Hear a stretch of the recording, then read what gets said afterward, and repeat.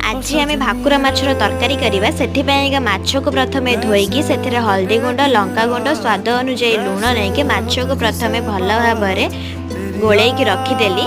एबे कड़ाई गरम करी से तेल पकईकी माछ गुड़िक प्रथम भल भाव भाजीदेबा। एबे माछ गुड़िक भल भाव भाजिक रखीदेछि।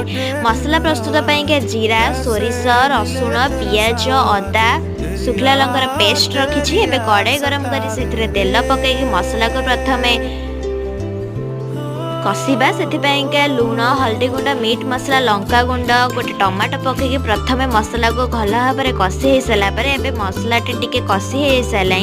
एबे से गोटे आलू खंड काटी गोटे आलू को काटी भल भाव पकईकी मसला को किछि समय कषिबा। कषि सारा पर से पानी देकी आलू को सिझापी छाड़ीदेबा। एबे आलूटी बहुत भल भाव सिझी जाइए। माछ गुड़िक भल भाव पकईदेबा। भाकुर माछर तरकारी मोर रेडी।